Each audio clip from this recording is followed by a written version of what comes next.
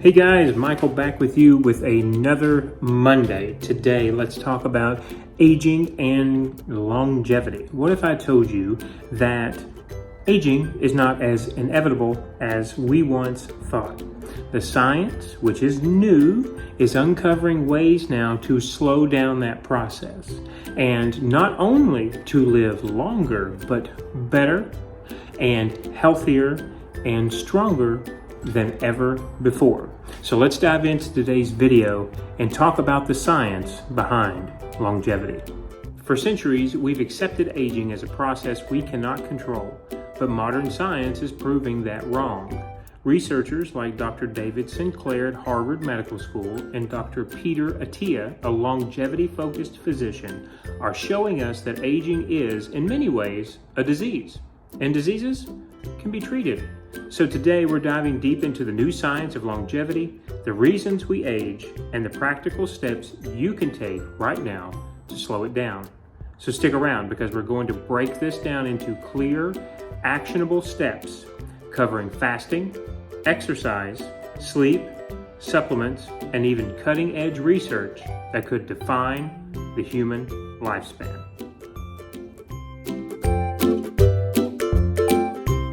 All right, so the first question obviously is, why do we age? What is actually happening inside of our bodies? So aging is not just about getting older. This is about damage that is accumulating over time. Damage to the DNA, damage to our cells, and probably most importantly, damage to energy-producing mitochondria. Scientists like Dr. David Sinclair have identified what they are considering to be the hallmarks of aging. We are looking specifically into biological reasons why we get weaker, slower, and sicker as we age. These hallmarks include DNA damage, mitochondrial dysfunction, and this means that our ability for our cells to generate energy goes down. That means chronic inflammation goes up. That means we are speeding up the process for things like heart disease and cognitive decline. But here's the exciting part. We now know some of the factors that play into the majority of aging, and we are starting to find ways to slow that down. And some of these are really, really simple things to do. So let's talk about a few of those. If you want to live longer, healthier, stronger, you've got to have a strategy. So we're going to break down 5 different things that go over the majority of our aging process. And if we can tweak, fix those things, then we will show tremendous improvement in our natural aging process. Number 1 is nutrition. Nutrition specifically to fasting. Science has been a little bit on the edge about whether or not fasting, whether intermittently or 24 hours at a time, or some people have even taken it to as long as 5 days at a time. Research studies have kind of only taken it that far. We can see that this allows for what is considered to be metabolic flexibility, meaning that your body is relying on itself to feed itself. And that means we're burning fat for fuel and leaving the carbohydrates behind. Science tells us that if we don't have to rely solely on carbohydrates for energy, that our body becomes more efficient. What I like to do is compare burning wood to burning coal. Your fat burns at a different temperature than what carbohydrates burn at. And so if we can get our body switched over to burning fat for fuel, that means that what's going to happen with this fasting and this time restrictive window of food during the day, your damaged cells are going to get eaten up by your body. That is called autophagy. And so now with caloric restriction, you are forcing your bodies to go through changes and the changes that they're using to feed themselves are now being paid more attention to. So rather than just eating cells or waiting for you to put food in your mouth, it is going out, your body, seeking out its own cells. And what they will pick first, what your healthy cells will pick first, are the old, damaged cells. So we found this to be very beneficial in animal studies, and people have done this anecdotally over the last decade, but now we actually have big money-backed research to back these things up. So the key here is not just eating less, it is focusing on what you eat too. Nutrient-dense foods, right? You know, on this channel we talk about red meat a lot. That is the best thing, in my opinion, for you to start with. If you're looking for protein and fat, which you should be for your number 1 and number 2 nutrients, red meat is about the best you can get. There's almost a 1-to-1 ratio of protein to fat per ounce of your red meat. And so that means that we have our muscles remaining stable while our body is using fat for fuel. This will help us regulate insulin.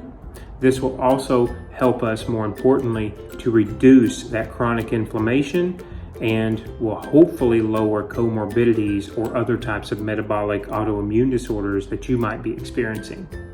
Up next is exercise. You know, on this channel I'm going to talk about exercise. If you take anything away from this entire video, it is going to be muscle is the key. Muscle is the key to longevity. So Dr. Peter Attia, the longevity-focused scientist, says that strength and cardiovascular health are directly linked. So the more that you allow your body to move, the more that your heart will be able to move and be flexible. And so we have now something called a cardiovascular fitness test, which is a very good predictor of lifespan. So the muscle, let's say, protects against metabolic diseases, generically speaking, right? But more importantly, it also improves balance and it allows you to remain independent for longer periods of time. And what I mean by that is maybe years, but you have to maintain. I'm not telling you to gain 20 pounds of muscle a year. I'm not telling you that should be the expectation or that you should be on something fake to help you put on more muscle. I'm talking about functionality and movement. And specifically, Dr. Peter Attia talks about what is called zone 2 cardio, putting your heart under enough stress to enter into your individual zone 2 cardio. You have 3 zones of cardio. Zone 2 are these big peaks and valleys for short intermittent spans of time. So let's say for me it might be to sprint 2 minutes and walk 1 minute, or sprint 5 minutes and walk 2 minutes. There is a way now that you can start to use science and actually go and have this measured in certain clinics to be able to tell yourself what is that heart rate that puts me into the zone 2, and pushing yourself in and out of that a few days a week has shown to have spectacular benefits on aging. And so muscle becomes an absolute must for helping you slow the process of aging. Here is a statistic, and this one blows my mind. Grip strength, okay, is directly correlated. There are numerous studies out there directly correlated to a longer life. And what I'm telling you is it's not anything more than being able to pick up weights and move them, push them and pull them. That's all it is. But studies have shown that is directly linked and extremely important. All right, next up are supplements. You know that I am a fan of supplements. I don't take a whole lot any longer because I have found with my body what works and what doesn't. But there are some, we'll use loose terms of cutting edge supplements that are out there. I will tell you that some of these are untested, and anything on Amazon that you purchase will be unregulated. The FDA does not regulate the supplement world in the United States. That could change over the next few years, but right now it's an untapped market. It's several $billions a year. And you have to really look at what you're purchasing as far as that goes. But I'm going to mention one that I have not taken yet, but do want to take. And Dr. Sinclair, again, from Harvard Medical School, has shown studies with a chemical called NMN. Okay, I won't spell all that out for you. I'm not going to get into the weeds with the biochemistry, but NMN will boost NAD+. That is a coenzyme that is directly responsible for cell repair. As we get older, the amount of NAD that we produce goes down. This supplement will actually boost those levels. That also means boosting cognitive ability. That means the fogginess will go away, hopefully. There are a few studies, it's not overwhelming, but there are a few studies that do show this. This is an extremely expensive supplement. You're talking roughly $130 to $150, depending upon your producer, dollars for a 30-day supply. So again, I have not taken this. The studies will show promise, but that was in the animal community. Humans, it's still a little new for the humans, but I'm going to tell you, whether you try it or you don't, researchers will say that diet and exercise are still your two biggest proponents for continuing longevity. Another one is a chemical called resveratrol. It's popping up, it has for the last 5 to 7 years in skincare products. I have used it, Julie and I use it almost daily. We like to call it Reverse It All instead of resveratrol because it is an anti-aging serum that goes on the face. People are taking that. That is in pill form now. There are very few studies out there about that because we're still not sure how the GI absorbs that. But there are proponents for people to take resveratrol orally. We have never done that. And then the last one is a chemical called rapamycin. And rapamycin is used in cancer daily around the world to help you, we'll use the word shrink tumors because it does a few different things, but generically we'll say that. What we started doing was putting it in non-cancerous people in clinical trials and showed to actually help our normal cells go out, find any type of bad cell and eat it tremendously, quickly, and like we were several decades younger. So that is also being studied as well. You cannot get that on the market yet, but I'm just letting you know those things are out there. Okay, next up is sleep and recovery. If you are skipping on sleep, and as we age, we do that, the REM cycle shortens, unfortunately. This one is going to be directly linked back to aging faster as well, and that is plain and simple. These sleep habits are directly linked to Alzheimer's and heart disease. We have many studies out there that show that. What happens is we shorten our telomeres faster than typical. Okay, telomeres, without again getting too far in the weeds, are, we'll call them caps on the end of our DNA strands. You compare it to shoestrings, and you know at the end of your shoestring you have a plastic cap that helps the shoestring from unraveling. As we use those shoes, put those shoes through stress, those shoestrings will begin to show wear, and the plastic caps will probably become a little bit fragile and will start to maybe chip away, and eventually, if we don't replace the laces, then the cap will come off, break off, and the shoestring will unravel and fray. You have the same thing at the end of your DNA strands. As we age, every second we are alive, those naturally get shorter. It's hard to do anything with that, although I'll talk about gene therapy in a second. But sleep is directly related to accelerating the shortening of telomeres. And so the stress we put our body through, sleep is one of the biggest proponents. So we have to take care of our sleep cycle to help protect those telomeres. It's very simple, 7 to 9 hours. Put the phone or any other blue light down from your devices an hour before bedtime in as dark of a room as possible. For me, where Jules and I have been traveling around, I actually have started using a sleep mask but the devices go down about an hour before bed. The only thing I do use is an e-reader right before sleep, and an e-reader, the one that I have, has what's called incandescent warm light. And if you are a reader like myself, or you might want to do the crossword in the bed or other things that require a light, then you need to look for those keywords, incandescent and warm. They do have reading lights that you can clip onto your paperback if you're not an e-reader person, and they do have light bulbs to put in your bedside table lamps. So look for that moving forward. That is going to help you. 7 to 9 hours is key. All right, we're going to talk very briefly about some crazy things that are going on right now.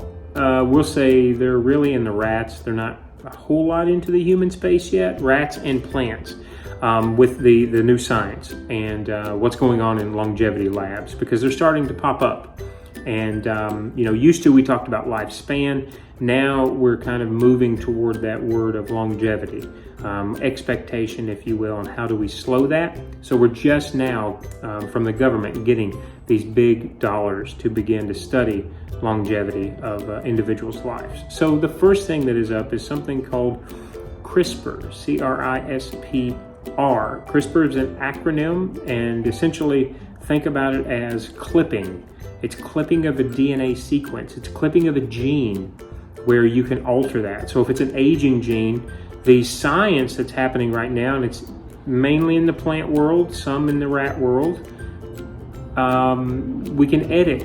We're starting to try to edit genes to see if they will splice back together, and maybe, we don't have as deep of wrinkles right now as what we once did. Or maybe we clip a gene and in 10 years we look like we did 10 years before.